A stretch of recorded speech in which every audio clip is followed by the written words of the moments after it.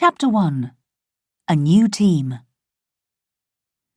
Madison Monroe sat at the kitchen table and put butter on her toast.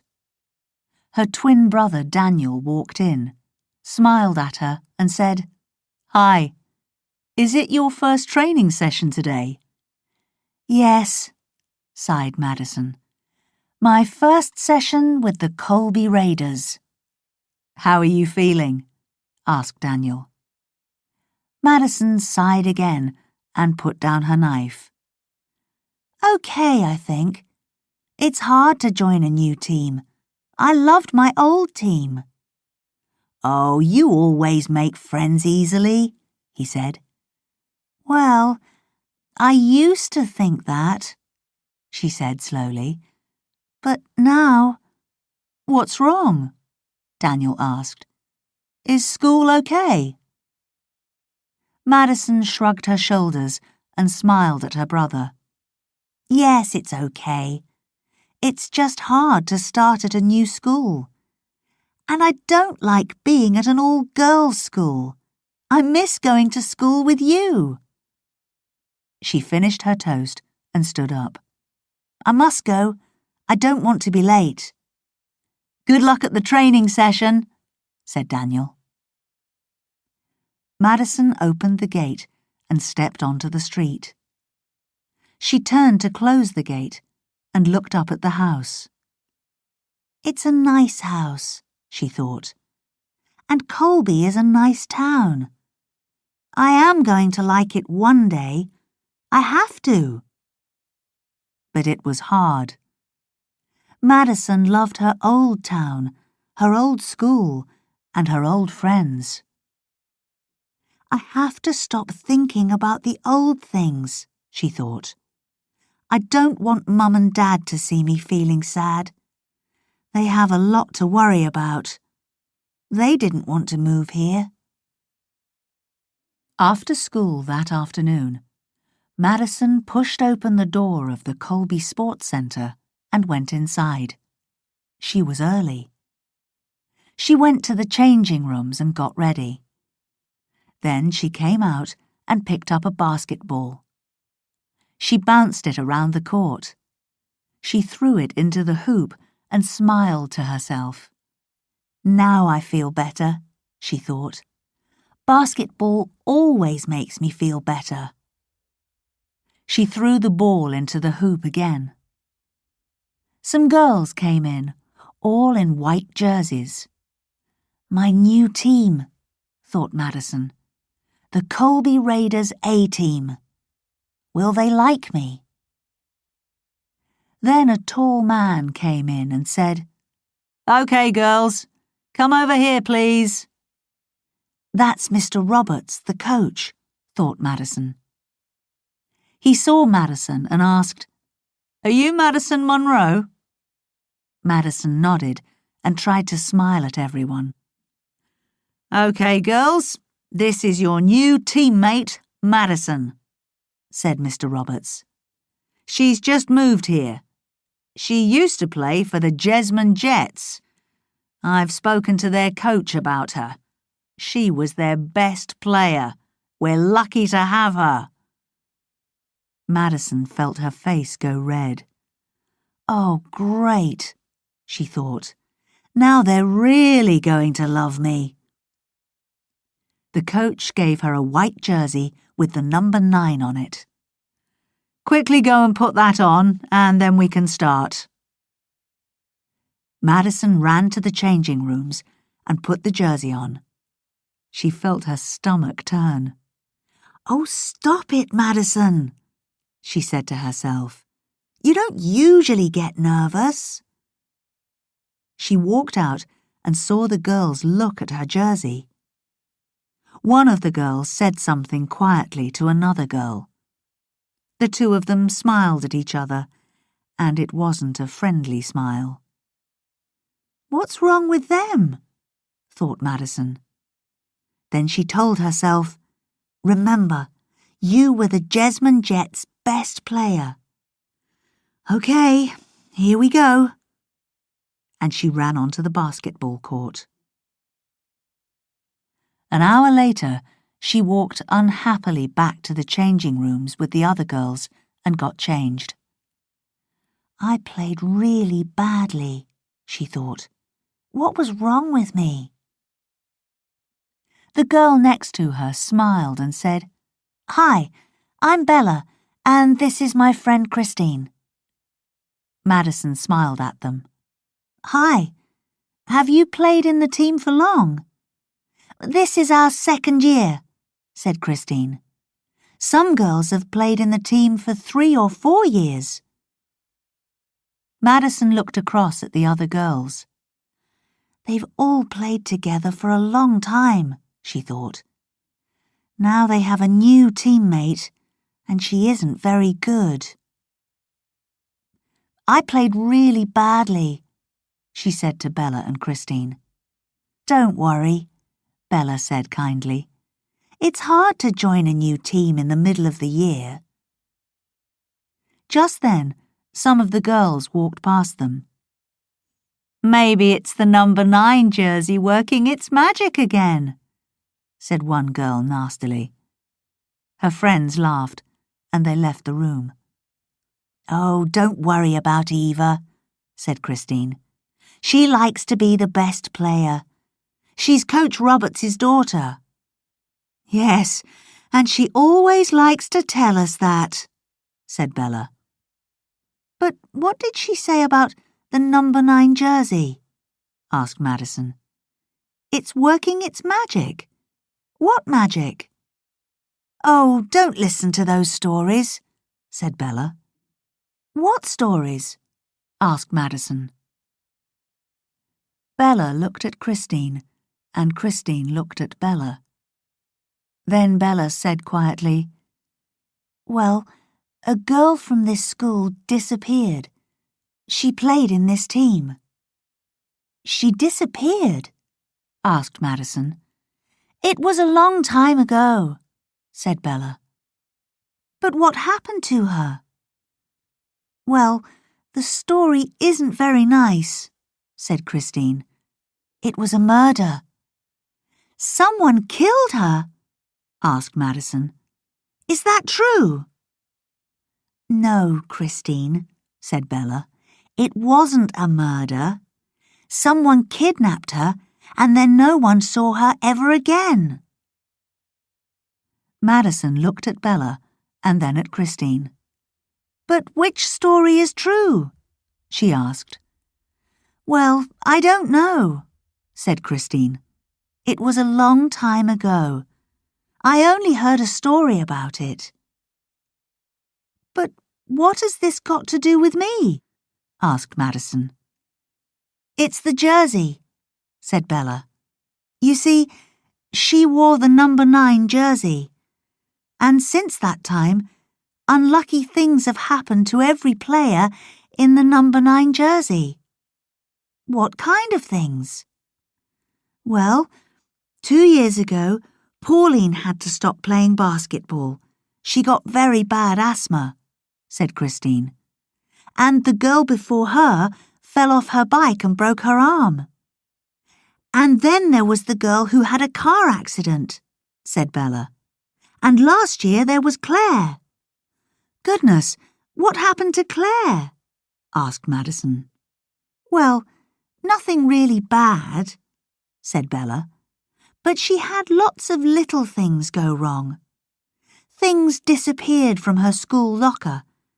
And just before the big match of the year, she broke her finger." "But that's just bad luck. Anyone can have bad luck," said Madison. "The coach always gives out the number 9 jersey last," said Christine. "That's because it's unlucky." "I'm not superstitious," said Madison. "I'm happy to wear the number 9 jersey." "Well," said Bella slowly, "you didn't play very well today. But you were the best player in your old team, weren't you? Isn't that a bit strange?" "Not really," said Madison. "It's just hard to join a new team."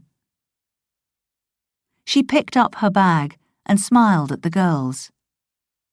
"I think number 9 is going to be lucky for me," she said, and left the room. Chapter 2. The Coach's Office. But Madison didn't start to play better. The Colby Raiders played games against other teams. They won some and they lost some, but Madison played badly in all of them. After another bad game one Saturday, she sat down on the seats beside Bella and Christine. She felt sad and angry. "Are you okay?" Bella asked. "Oh, I don't know. I used to be a good player, but something's wrong with me," Madison said. "We lost the game today because I played badly." "Oh, that's not true, Madison," said Bella kindly. "And even the best sports people play badly sometimes." The other girls in the team walked past to go to the changing rooms. They glared at Madison. "Loser," said Eva quietly. Madison groaned. "Oh, don't worry about them," said Christine. "Eva is nasty to everyone, and the others just follow her." "Yes, I know," said Madison. "I just want to play better." Just then, the door opened, and one of her teammates called to her, "Madison, the coach wants to see you in his office after you've changed." "Oh, great," groaned Madison. "This is not going to be good." 10 minutes later, she came out of the changing rooms. Mr. Roberts walked past and said, "Madison, can you wait in my office, please? I'll be there soon." Madison nodded and went into the coach's office. She looked around her. She felt nervous. "The coach isn't happy with me," she thought. She walked over to a bookshelf and looked at the large books there. Carefully, she took one off the shelf. She looked inside the book. "Wow," she thought. "These are the logbooks from each year. This one's from 1985. She saw the names of all the players in the team. She put the book back and looked at all the others on the shelf. They go back to 1975. She turned around and looked at the walls. There were photographs of all the teams. The first one was from 1975 too. This team started more than 30 years ago, she thought. She looked at all the teams from all the years. In each one, she looked at the girl in the number 9 jersey. Just then, the coach came back into the room. "Ah, yes, Madison," he said. "I need to talk with you.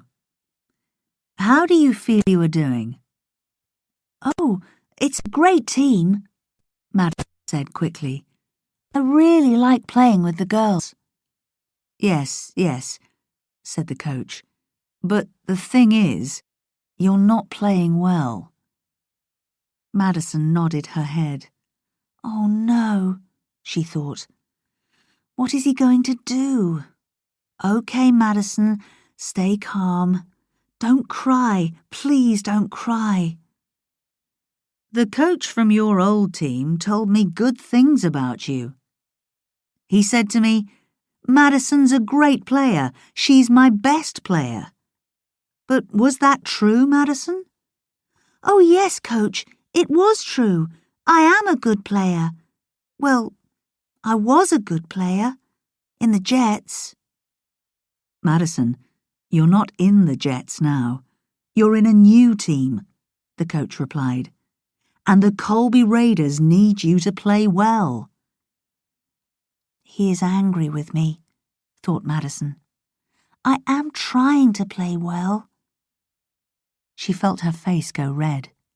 She tried to stay calm. She didn't speak.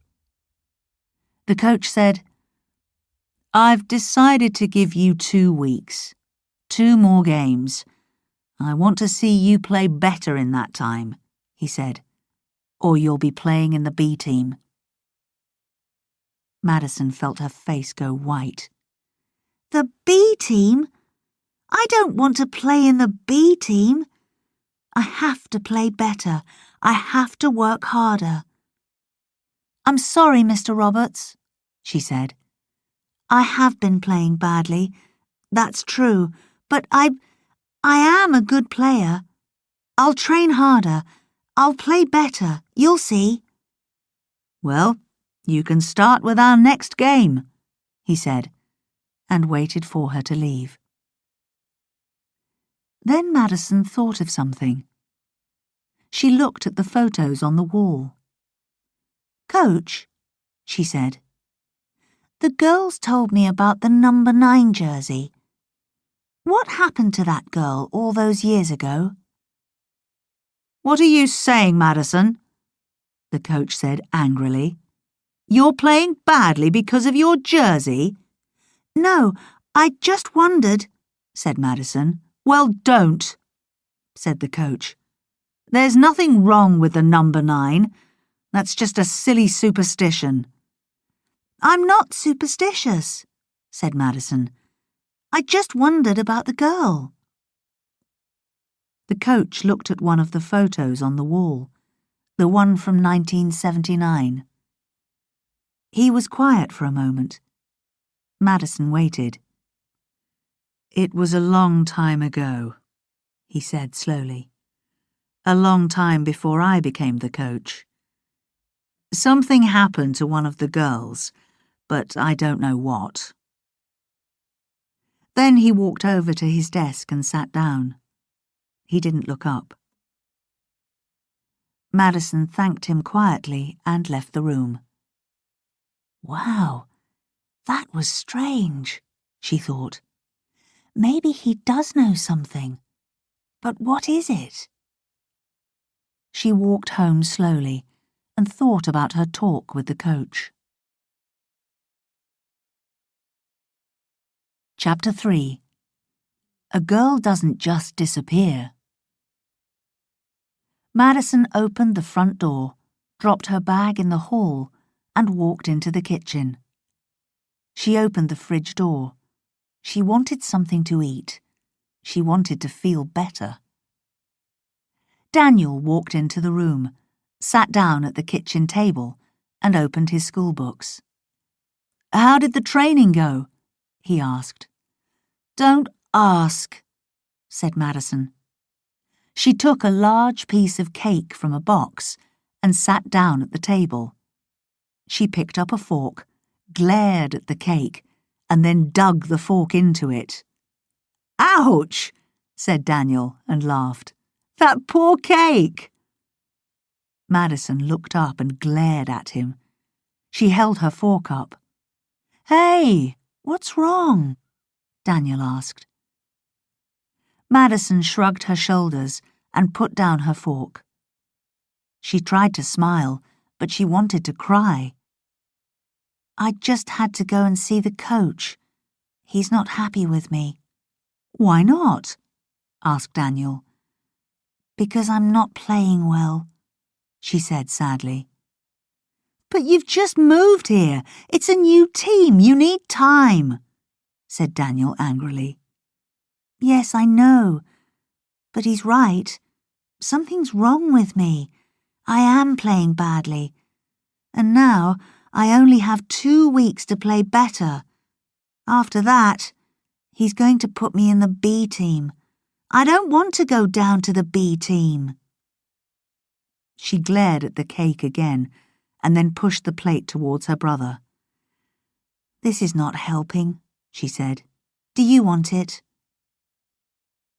Daniel took the plate and smiled at his sister. He picked up the fork and gently took a piece of cake. He put it in his mouth and closed his eyes. "Mmm," he said. "Now this is the way to eat a piece of cake." Madison laughed. Daniel smiled and said, "You're a very good player, Madison. You know that." "Was a good player," said Madison. "But maybe those stories are right." "What stories?" asked Daniel. Madison told him about the number 9 jersey. She told him about the girl. "And what happened to her?" asked Daniel. "I don't know," she said. "Christine and Bella didn't know. There are stories about it. No one ever saw her again. Maybe it was a murder. I asked the coach about her, and he got angry with me. But it was strange. He stared at a team photo on the wall, the one from 1979. Maybe he does know something." "That is strange," said Daniel. He was quiet for a moment, and then he said, "A girl doesn't just disappear, Madison. Something happened to her. Do you want to find out?" "Well, I am curious, but I don't know. How can we find out?" she asked. "I don't know the girl's name." "That's easy," said Daniel. "We just have to look at the photo on the office wall." "Oh, I don't want to go back in there," said Madison. "The coach won't like—" "Are you scared?" asked Daniel. "No, of course I'm not," said Madison. "I'm not scared of the coach, but I want to play in the A team. I don't want him to get angry with me." "Okay, but maybe I can look at the photograph," said Daniel. "I can come to the next training session. I can look in the office and try to find out the name of the girl." "Oh, Daniel, I don't know." "I want to come. When is it?" "It's on Monday afternoon, but—" "I'll be there. I want to see you play, to cheer you on." "Okay, thanks, Daniel," said Madison. At the training session on Monday, Madison felt nervous. She looked over to the seats. Daniel waved at her. She smiled and waved back at him. Then the game started and she forgot about him. 10 minutes later, she looked back at the seats, and he wasn't there. "Be careful, Daniel," she thought. "I don't want any trouble." Daniel waited until the coach was busy talking to the girls. He walked away from the basketball court and stood at the door to the office. He looked around him and then opened the door and went in. He looked at the pictures on the wall. Where's the photo for 1979? Ah, here it is. And there's number 9. She's pretty. Oh, good. There's a list of names under the picture. Okay, she's the 3rd girl from the left. Now, where's the 3rd name? Here it is. Maxine Lucas. That's her. That's the girl. Daniel walked to the door and listened. He heard the coach shouting at the girls. He went back in and looked at the books on the bookshelf. He found the logbook for 1979 and took it off the shelf. Someone had written about every training session and every game. He looked through the pages. Then he found it. Training session very quiet today. No one has seen Maxine Lucas for 3 days. No word on her yet. Daniel looked at the date on the page.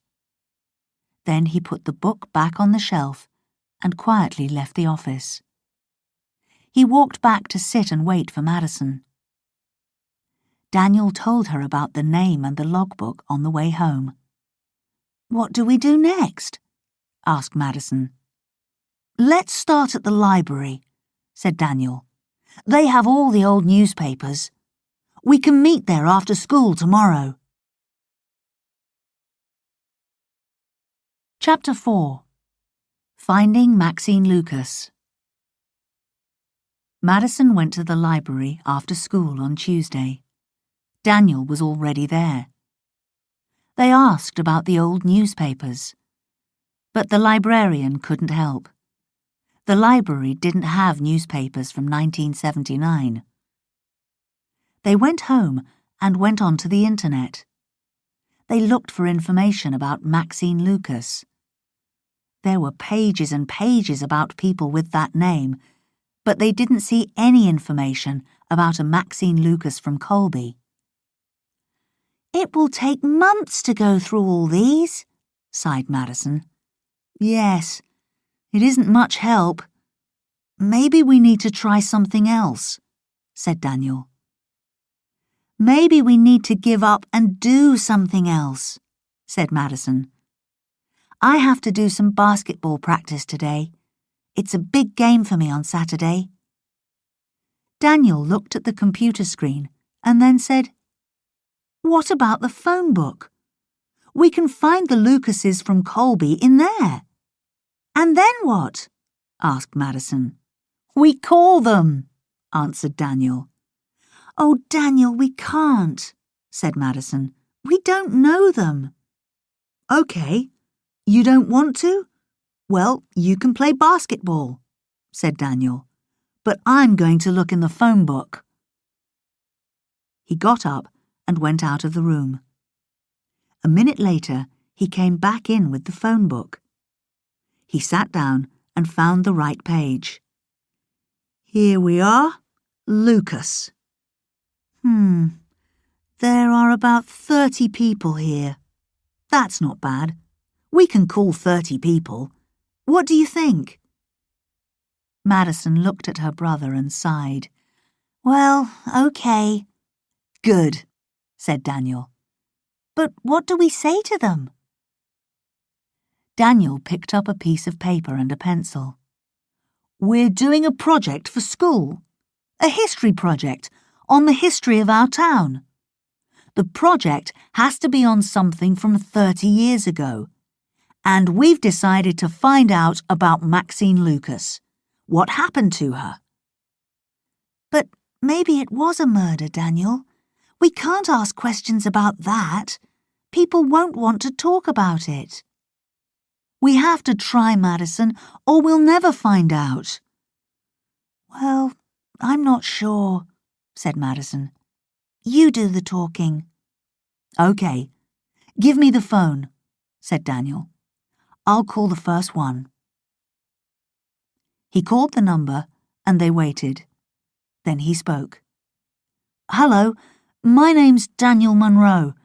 You don't know me, but I'm doing a school project on the history of our town. I'm calling you because I want to find out about someone called Maxine Lucas. You see, your name's Lucas. Well, you know that, of course. But I wondered, do you, or did you ever, know anyone with that name?" "It's Maxine Lucas." "You don't?" Daniel looked at Madison and shook his head. "Oh, well, I'm sorry to bother you, sir. Thank you. Goodbye." He put down the phone and said, "No luck. He doesn't know anyone called Maxine Lucas." "But that wasn't hard, was it? You try the next one." "Okay," said Madison, and she called the next number. 25 minutes later, she said, "Well, no luck yet. We've spoken to 7 people and no one knows a Maxine Lucas. Let's stop for today. I need a break and Mum will be home soon. I don't want her to know about this. Do you want something to drink?" "Yes, please. Then I'll come out and play basketball with you. I need some fresh air." "Okay. We can call some more people tomorrow after school," said Madison. On Wednesday afternoon, they sat down to call some more people. "No luck with the first 7 yesterday," said Daniel. Maybe today someone will know Maxine Lucas. They took it in turns to call people on the list. Madison went first, and then Daniel did the next one. He started to talk to someone and then waved across the table at Madison. "You do know a Maxine Lucas?" he asked. "She played basketball here in the 1970s. She's your second cousin? Oh, that's great." He held his thumb up to his sister. "Yes, sir. No, I understand. You don't want to give us her number. No, we don't want to upset her. We just want to talk to her about those times." Madison was on her feet in front of Daniel. "What's he saying?" she whispered. "Is he going to let us talk to her?" Daniel held his finger up to his lips. "Yes, sir, that's a good idea. I'll give you my number and you can call us back. It's 925-3501. Yes, that's right. Well, thank you very much, Mr. Lucas. I look forward to hearing from you. Thank you." He put the phone down and smiled at Madison. Okay, calm down," he said. "Maxine Lucas is alive and well, but she doesn't live in this town anymore. He's her second cousin. He'll talk to her and tell her about us." "When is he going to ask her? When is he going to call us back?" asked Madison. "In a few days," said Daniel. Madison nodded and smiled. She looked at the list of names again and said, "We were lucky." Then she said, "Oh, what is it?" asked Daniel. "Oh, nothing. It's just that he's number 9 on the list," said Madison. "Ooh, spooky number 9, said Daniel. Madison laughed and threw her cushion at Daniel's head. On Friday evening, Madison and Daniel were in the kitchen. "How are you feeling about your big game tomorrow?" asked Daniel. "Nervous," said Madison. "I just have to start playing better, but Just then, the phone rang. Daniel answered it and then waved a hand at Madison. "Mr. Lucas, thank you for calling back," he said. Madison went and stood beside Daniel. "You've talked to her? Oh, that's good," he said, and nodded at Madison. "Yes, we'll be very happy to meet her." "Yes, of course." "Oh, I see. Yes, I understand. Oh, I'll just get a pen and paper." Madison passed him some paper and a pen and whispered, "What's he saying?" Daniel wrote something on the paper. "Thank you very much, Mr. Lucas. That's great. No, I understand. We are really looking forward to meeting her. Please tell her that. Thank you. Goodbye." Daniel put the phone down. "Well?" asked Madison. "What did he say?" "She's going to meet us," said Daniel. "Next week, on Wednesday at 4 p.m. at Mimo's Cafe in the mall." "That's great," said Madison. "She doesn't often come back here," said Daniel, "but she'll be in town next Wednesday, and she'll meet us then." Chapter 5. The Meeting. The next Wednesday, they stood outside the cafe. "Okay, are you ready?" asked Daniel. "Well, yes," said Madison. "But, Daniel, we aren't doing a school project. We'll have to tell her that. Will she be angry with us?" "I don't know," said Daniel. "But there's only one way to find out." He pushed open the door. They walked into the cafe and looked around. "Look, over in the corner. Is that her?" asked Madison. Daniel looked over to the table in the corner. A woman sat there with a cup of coffee. "Yes," he said. "I remember her face from the photo." She looked up and saw them. They smiled at her, and she waved back. "Hello," she said. "Are you Madison and Daniel?" "Yes, we are," the two of them said together. "I'm Maxine Lucas. Please come and sit down." Madison and Daniel sat down at the table.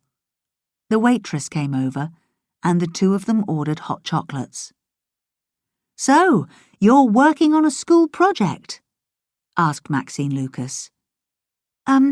Well, not really," said Madison quickly.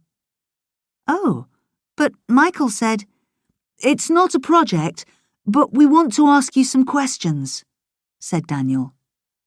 "Questions?" said Maxine. "We've just moved to Colby, and I've joined a basketball team," said Madison. "The Colby Raiders." "Oh, really? I used to play for the Raiders," said Maxine. "I know. I wear the number 9 jersey," said Madison. "Oh, that was my jersey," said Maxine. "But I don't understand. Why do you want to talk to me?" "Well," Madison didn't know where to start. "I used to be a very good player, but then I joined the Raiders, and I've been playing really badly. The coach isn't happy with me. I have to play better, or I'll be out of the team." "But how can I help you with that?" asked Maxine. "Madison is having a hard time in the team," said Daniel.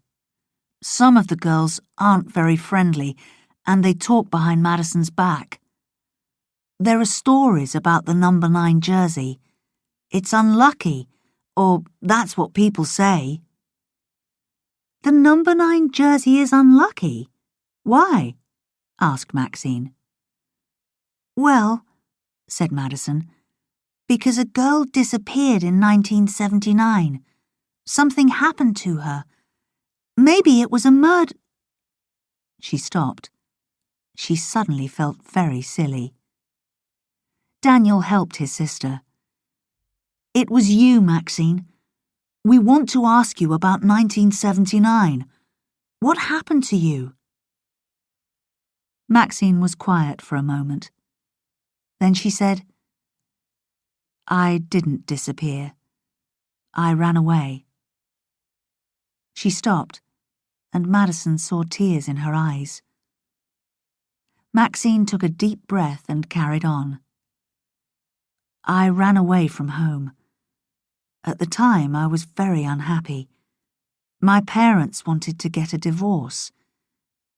And then at basketball, one of the girls was very nasty to me. It was really bad. That made me more unhappy. But I didn't tell my parents. I felt very alone, so I ran away. But it wasn't easy. I had nowhere to go." Maxine stopped again. This time tears fell from her eyes. "I'm sorry. I didn't want to upset you," said Madison gently.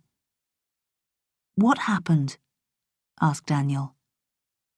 "I lived on the street. Well, I slept down by the river. There was a group of us, all young people. We took care of each other." "Wasn't that very hard?" said Madison. She thought about her warm bed. "It was horrible, horrible. I was scared all of the time. It was very cold, and there were bad people around too," said Maxine. "How long did you live there?" asked Madison. "For 3 months," said Maxine. "Then one night there was a bad fight. I was very scared. And that was it. I didn't want to be there another minute. The next morning, I got up and left. I went to find my aunt. She was pleased to see me. I don't think I ever really thought about my parents. I hurt them very badly. Madison said, "I'm sorry, you don't have to talk about this." She wanted to cry too. No, it's okay. It's good to talk about it," said Maxine. I stayed with my aunt for a while. Then my mother decided to move out of Colby. There was a lot of talk, a lot of gossip. She found a new place to live, and I went to live with her. I went to a new school. We started a new life. It was better, much better. The only mistake I made was giving up basketball. At the time, I didn't want to play anymore, and I never wanted to see Anita, the nasty girl, again. But I loved playing basketball. It was silly to give it up. "I love it too," said Madison. The waitress brought Madison and Daniel's hot chocolates. The three of them sat and drank without speaking. Madison thought about Maxine's story. It was sad. Then Maxine asked, "Are the Raiders still a good team?" "Oh, yes, they have some great players," said Madison. "Eva is very good, but she doesn't like me. She's nasty to me." "What does the coach do about it?" asked Maxine. "Have you told him?" "No, I haven't. She's his daughter, you see. I don't think he likes me very much anyway." Daniel said, "There's a picture of the team in this week's Colby News." He went to a table near the front of the cafe and picked up a newspaper. He opened the paper and looked for the story. They played a big game on Saturday. "Oh, Daniel, don't talk about that," said Madison. "I played badly again." "Yes, here it is," said Daniel, and he showed the newspaper story to Maxine. She read the article and then looked at the picture of the team. In the corner was a smaller picture of the coach with his daughter Eva and his wife. Maxine's face went white. "What's wrong, Maxine?" asked Daniel. "Are you okay?" "That's her. That's Anita." She pointed to the picture of the coach's wife. "She's older, of course, but that's her." She looked at the names under the picture. "Yes, Anita. And that's Jack Roberts. I know him. He used to play in the boys' team. He was the captain." Well, they got married. And now they have a daughter, and she is bullying you." Maxine shook her head. "Oh, she's just unfriendly. She doesn't say much to me. Just the thing about the jersey, really." "Well, there's nothing wrong with the number 9 jersey," said Maxine. "I loved my jersey. I played well. And you can too." They finished their drinks and got up to pay. "Thank you for meeting us," said Madison. "I didn't want to upset you. I was curious, but I didn't really think about you and your story. I'm sorry." Maxine put her hand on Madison's arm. "No, thank you. It's been good to talk to you. I never really talked about it with my mother. She didn't like to. I'm glad to have met you. Please don't feel bad." "Well, there's nothing wrong with the number 9 jersey. We know that now," said Daniel. "Of course there isn't," said Maxine. "You play your best and be sure to stand up to Eva. That's the only way to stop her. Don't make my mistake. I needed to stand up to Anita." She stopped and thought for a moment. "I need to stand up to Anita." She gave Madison a hug and left. Chapter 6. Lucky Number 9. On Saturday morning, Madison sat on her bed to put on her basketball shoes. She felt sick. Daniel put his head around her door and said, "Hi, are you ready for the game?" "No," said Madison. "I feel sick." "Well, be sick on Eva's shoes," laughed Daniel. "Come on, we're leaving in 10 minutes. "That's a big help, thanks," said Madison. She left her parents and Daniel in the car park and went to get ready. The office door was open. The coach was in there, and his wife was there too. He was angry. Another person was in there, but Madison couldn't see who it was. She walked past the office and looked back. Then she stopped. Maxine Lucas was in the office with the coach. Madison quickly looked again. Maxine was talking calmly. Madison put her head down and walked quickly to the changing rooms. She didn't want them to see her. "What is Maxine doing here?" she thought. "Why is the coach angry? Please don't tell him about our meeting, Maxine, or I'll be in the B team for sure."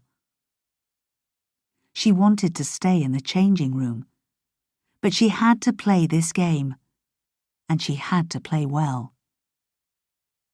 She sighed and walked out of the changing room with her head up high. She went to the corner of the basketball court where her teammates were getting ready.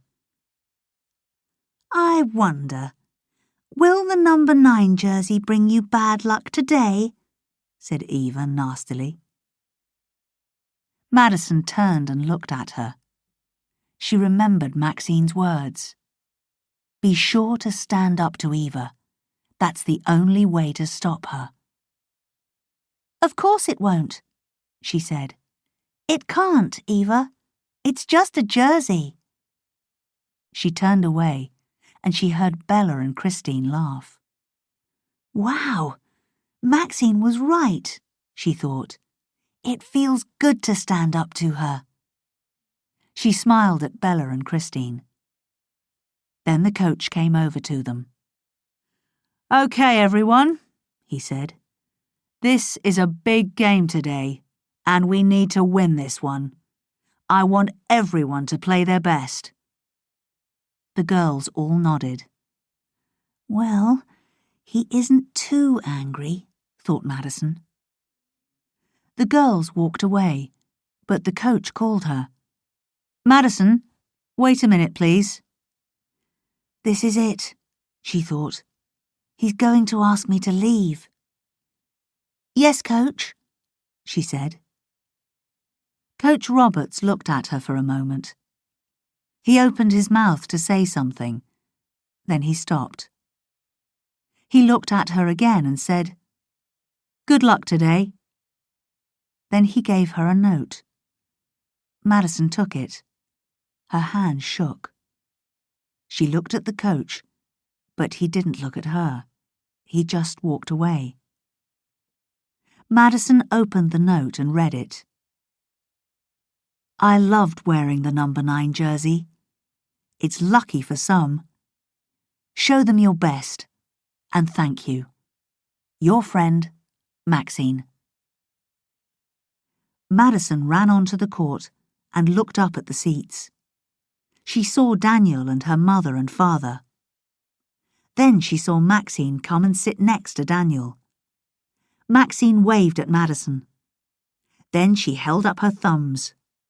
Madison smiled and waved back. She stood on the court and waited for the whistle to blow. She looked down and touched her jersey. "Come on, number 9, she said.